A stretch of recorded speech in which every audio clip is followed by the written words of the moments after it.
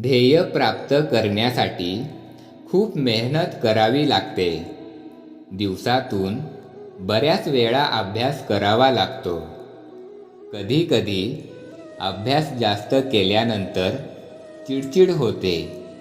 त्यानंतर अभ्यास करायला नको वाटतो आणि सर्व काही सोडून द्यावे वाटते. असं मनात वारंवार विचारांचे वादळ फिरत राहते. असं जेव्हा वाटेल तेव्हा एकदा आपल्या आई वडिलांचा चेहरा आपल्या डोळ्यासमोर आणावा. त्यांनी आपल्यासाठी केलेले कष्ट, ऊन वारा पाऊस या सर्वांतून सोसलेले घाव, कधीतरी आई वडिलाच्या अंगावरील घाव पहा, त्यांच्या हातावरील घट्टे पहा आणि त्यांच्या पायांच्या भेगा पहा.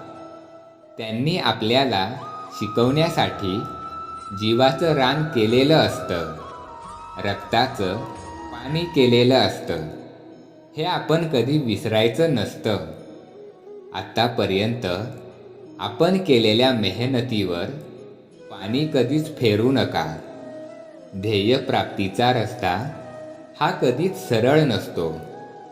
ध्येयप्राप्तीचा रस्ता नागमोडी असतो. ध्येय प्राप्त करण्यासाठी बरेच अडथळे येत असतात. त्या अडथळ्यातून आपण वाट निर्माण करायची असते. अपयश आले तरी कधी खचून जायचं नसतं. नव्याने सुरुवात करायची असते आणि पुन्हा नव्याने स्वप्नांचा पाठलाग करायचा असतो.